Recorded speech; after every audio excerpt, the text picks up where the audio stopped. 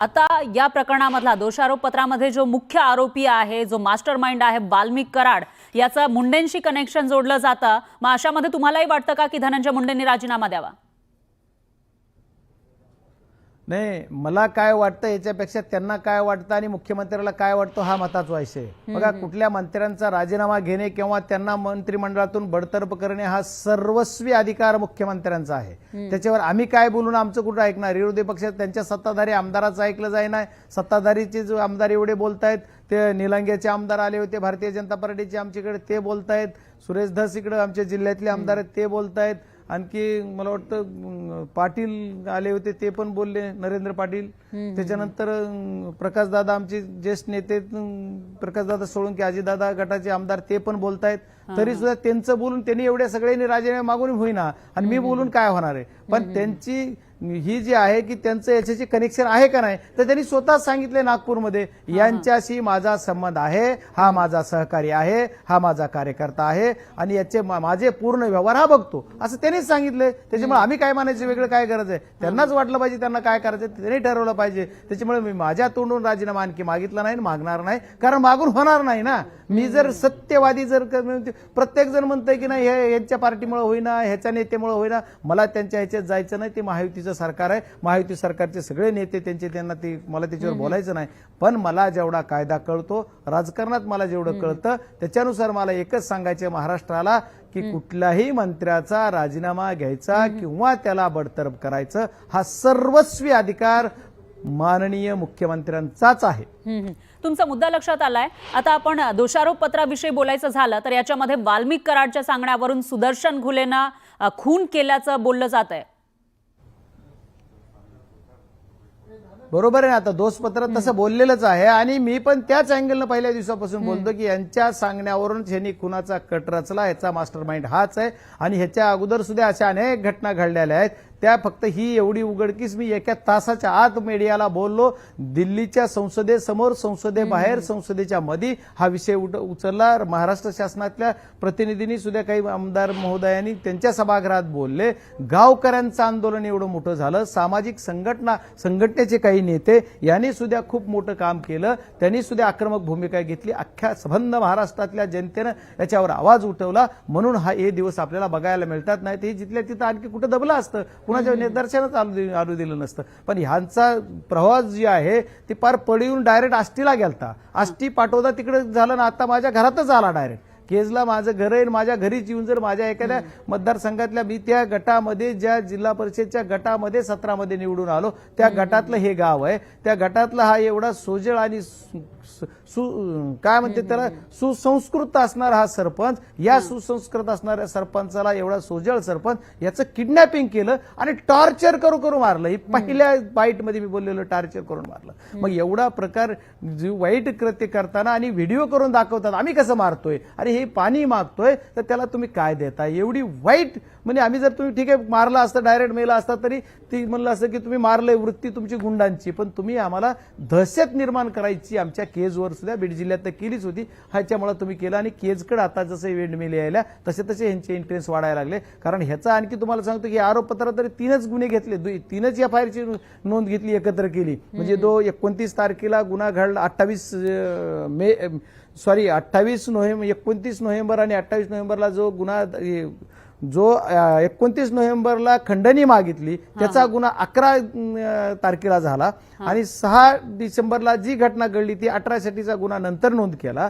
आणि खरा मूळ गुन्हा जो नोंद झाला तो मर्डरचा गुन्हा 9 तारखेला नोंद झाला, तुम्ही संध्याकाळी, अगोदर किडनॅपिंगचाच घ्याला आणि त्याच्यानंतर पुन्हा त्याला ऍड करून तुम्ही ही केलं। ह्या तिन्ही गुन्ह्याचं एक आरोपपत्र दाखल झालं। पण याच्यापेक्षा अगोदर सुद्धा एक 28 मेला एक किडनॅपिंग झाली होती याच आवाडा कंपनीच्या एका अधिकाऱ्यांची, आणि त्याच्यामध्ये सुद्धा एका व्यक्तीचं नाव रमेश घुले याचं नाव होतं, आणि इतर एक असं होतं। इतर एक कोण आहे आणखी आतापर्यंत पोलिसांनी तपासला नाही, तो तपास पोलिसाकडेच आहे। मी एसपी साहेबांना बोललो की त्याच्यातला सुद्धा एक आरोपी तुम्ही आणखी तात्काळ त्याला कोण आहे ती शोधा, त्यालाही अटक करा, हे 4ही गुन्हे एकत्र करा। आणि या बीड जिल्ह्यामध्ये जेवढे काही 100 ही जी टोळी युद्ध करतायत, आता सर्वांना मोकोकामध्ये आणलं पाहिजे, तर बीड जिल्हा स्वस्त आणि चांगल्या पद्धतीनं मोकळा श्वास घेईल आणि बीड जिल्ह्यातल्या सर्व जनतेला चांगल्या पद्धतीचं वागता येईल।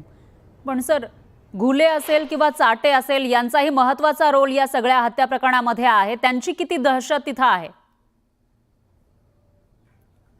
नाही बघा, दहशत म्हणजे माणसं मारतायत म्हणल्यावर दहशत असेल का नाही मॅडम, मला सांगा. कारण हे जर लोक डायरेक्ट माणसं मारतात, आमचा एवढा चांगला सरपंच मारला, एवढा ज्याचा कधीच कुठे संबंध नाही, कधी कुठली यांची सुद्धा दाखल नाही अशा सरपंचावर, कधी गाव अख्खं विरोधात कुणी राजकीय वागला तरी त्याच्या गळ्यात हात टाकून चालणारा सरपंच, आणि या सरपंचाला यांनी पार डायरेक्ट मर्डर करतात. म्हणजे यांची दहशतच आहे ना. यांनी बऱ्याच अधिकाऱ्याला उचलून नेलं जातंय, तुला खलास करतो म्हणलं जातंय. आणखी अधिकारी असतील, बऱ्याच जणांना, सर्वसाधारण लोकांनी यांच्या परस्पर आम्ही कपड्याच्या दुकानात जाऊन कपडा सुद्धा घ्यायचा नाही, ही जिथं सांगते तू इथं का उभारला, मला गपचिप जायचं, अशी परिस्थिती होती आमची परिस्थिती खूप वाईट होती. यांची दहशत प्रत्येक गोष्टीत होती. यांची दृष्टी याच्यावरच नाही. आज मला राजकीय बोलायचं नाही, नाहीतर राजकारणात सुद्धा यांच्या दहशतीमुळेच माझ्या निवडणुकीमध्ये एवढं मतदान बोगस झालं. सोनवणे सर, आणखी एक प्रश्न उपस्थित होतोय. कृष्णा आंधळे या प्रकरणातला आरोपी अजूनही सापडलेला नाहीये, तो का सापडला नसेल? आता याच्यामधलं का सापडला नसेल याच्यावर मी भविष्यवाणी करणं किंवा मी अंतर्ज्ञानी पण नाहीये. तो आरोपी का सापडला नाही तर मला म्हणायचं की पोलीस यंत्रणेचा तपासामध्ये तपास करताना कुठंतरी कमी पडतायत. ते तपास यंत्रणेमध्ये पोलीस यंत्रणेने लवकरात लवकर त्याला शोधण्याची मोहीम हाती घ्यावी अशी माझी विनंती आहे. आणि पोलीस यंत्रणेने त्याला तपासाअंती त्याला जर ताब्यात नाही घेतलं, आता बराच संशय कुणी काही व्यक्त करते की तो काय झालंय ह्याच्यापेक्षा पोलीस यंत्रणेनंच याच्या बाबतीत बोललं पाहिजे आणि पोलीस यंत्रणेने लवकरात लवकर त्याचा ताबा घेतला पाहिजे. कारण त्याचं स्टेटस ठेवून दुसऱ्या आणखी एक आमच्या तरुणीच्या गायकवाड नावाच्या मुलाला मारलं, तिचं टेटस ठेवणारे कृष्ण आंध्रेचं जे टेटस ठेवते त्या अशा लोकांनी, म्हणजे बघा हे गुंड प्रवृत्तीचे लोक धारूर कडून आलं, म्हणजे आमचा कुठला तालुका सोडलेला नाही. सगळे गुंड तयार करायचं काम, गुंड पोसायचं काम कुणी केलं तर या एक नंबरचा आरोपी त्यांनी केलं. आता पुढे नेमकं काय होणार ते बघावं लागेल. आणि त्याच्यानंतर तुम्ही ज्या पद्धतीनं म्हणताय की मुख्यमंत्र्यांनी राजीनामा घेतला पाहिजे, तेही होतं का बघावं लागेल. दरम्यान धन्यवाद, तुम्ही न्यूज 18 लोकमतशी बोललात त्याबद्दल. तर हे होते शरद पवार यांचे राष्ट्रवादीचे खासदार बजरंग सोनवणे, आणि त्यांनी त्या ठिकाणी नेमकं काय काय घडतं, कशा पद्धतीनं घडत आलेलं आहे याविषयीची हकीकत सांगितलेली आहे. त्यामुळे आता पुढे काय काय होणार, आणखी काही समोर येणार का याकडे लक्ष असेल. दरम्यान संतोष देशमुख यांची 9 डिसेंबरला हत्या झालेली होती आणि त्यानंतर आता दोषारोप पत्रातून ही सगळी माहिती समोर येताना दिसतीये. त्याचे अपडेट आपण घेत राहूया. दरम्यान थांबूयात एका छोट्याशा ब्रेकसाठी. बजरंग सोनवणे सर, तुम्ही सुरुवातीपासून आरोप करत होतात, इतरही जण, मग ते देशमुख कुटुंबीय असतील तेही आरोप करत होते वाल्मिक कराडवर, आणि आता जेव्हा दोषारोप पत्र समोर आलं आहे त्याच्यामध्ये सुद्धा या हत्येचा मास्टर माइंड हा वाल्मिक कराडच असल्याचं समोर आलंय. ही घटना जी घडली ती घटना आमच्यासाठी दुर्दैवी घटना होती. 9 डिसेंबरला ज्या वेळेस किडनॅपिंग झालं, मर्डर झाला, त्याच्यानंतर अवघ्या 1 तासाच्या आत मी मीडियासमोर येऊन बाईटमध्ये बोललेलो की या प्रकरणाचा मास्टर माइंड जो कोण आहे तो तपासला पाहिजे. आणि याचा अर्थ आरोप म्हणून नाही, मला या प्रकरणाची आयडिया होती की हे कोण घडवतंय आणि का घडतंय. कारण असे बरेच प्रकरण, या प्रकरणातून आज हे दिसत होतं की त्याच्यामुळे मी बोललेलो की याचा मास्टर माइंड पकडला पाहिजे. आणि त्या अनुषंगानं आज पोलीस यंत्रणेनं काम करत असताना या मास्टर माइंड 1 नंबरचा आरोपी जो आहे तो त्याला केलेला आहे, आणि 2 नंबरचा आरोपी त्याचा खालचा केसचा सुभा समान आहे. बघा आमच्या जिल्ह्यामध्ये की हे असे प्रत्येक 11 तालुक्याला 11 लोक नेमलेले की त्यांनी एक जण एक सुभा सांभाळायचा, जणू काय ह्यांच्या घरची जहागिरी आहे अशा पद्धतीनं गुंडराज तयार करायचे. आमच्या जिल्ह्यात हे सर्व गुंडांचा प्रमुख हा परळीत बसायचा, हा जो 1 नंबरचा आरोपी तो. आणि त्यांनी जिल्ह्यावर दहशत करायची. जिल्ह्यावरच नाही तर आमच्या धाराशिव लगत असणाऱ्या जिल्ह्याला कळंब असेल, वाशी असेल, परांडा असेल, भूम असेल, या 2-4 तालुक्यात तिथं सुद्धा विंडमिलचं काम चालू आहे, तिथं सुद्धा हा प्रकार घडायचा. म्हणजे या सर्व या प्रकरणावर यांचं फक्त दहशत निर्माण करणे, त्याच्यातून पैसा गोळा करणे, आणि या पैशातून जमलेली जी माया आहे, ही सगळी माया, जी जमलेला पैसा जो हा अवैधरित्या जमवलेली माया, ही कुठं खर्च करायची तर प्रॉपर्ट्या गोळा करण्यामध्ये. तुम्ही सर्वांनी सांगितलेलं की मागच्या काळामध्ये की साधारणतः काहीतरी 1,5-2 हजार कोटीच्या प्रॉपर्टीचा हिशोब सगळा मीडियानंच लावलेला.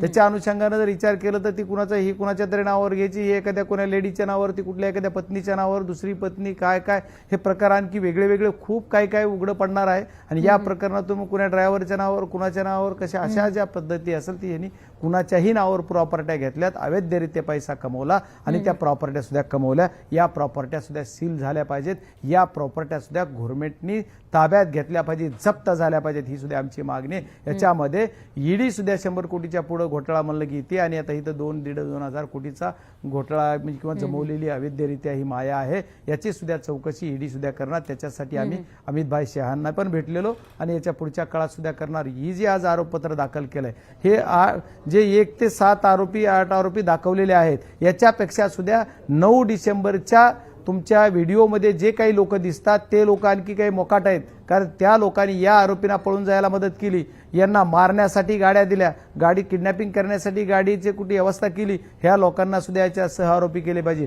पोलीस यंत्रणेला माहित होतं, पोलीस आता तो पाटील असेल, हे जे महाजन, हे जी 2-3 ह्यांना लोकांना सगळ्याला माहित होतं की असं घडतंय, तर मग यांना सुद्धा याच्यामध्ये आरोपी केलं पाहिजे, यांच्यावर सुद्धा गुन्हा वेगळा दाखल झाला पाहिजे अशी आमची मागणी आहे. आणि हा लढा त्याच्याची संपणार नाहीये. वाशीला जो कोण पीआय जी होता गुले या कुठल्या नावाचा, तर त्यांनी सुद्धा यांना मदत केली, कारण आरोपी त्याच्यामुळे वाशीकडे गेले, कारण यांचं जिथं जिथं कार्यक्षेत्र तिथं यांनी मर्जीतले अधिकारी एवढी बसवलेले आणि जी जसं हे सांगतील इकडून, जसं पिक्चर स्टाईल बघा, पिक्चरचा एखादा नाही का कसा विलन करतो तशा पद्धतीने ह्यांनी सगळं केलेलं. आणि ही सगळी स्टोरी अशी आहे एकदम पिक्चरच्या स्टोरीला सुद्धा लाजवेल अशी स्टोरी ही आहे. आणि या स्टोरीतून या सर्व घटना जी केलेल्या आहेत, तर या सर्व घटनेतून आपण सगळ्यांनी सुद्धा आम्ही लढा दिला, तुम्ही लढा दिला, कुटुंब तर लढतंयच, तिथलं गाव अख्खं लढतंय. त्या गावाची कुटुंबाचे खरोखर आभार मानले पाहिजेत, त्यांना खरे धन्यवाद दिले पाहिजे.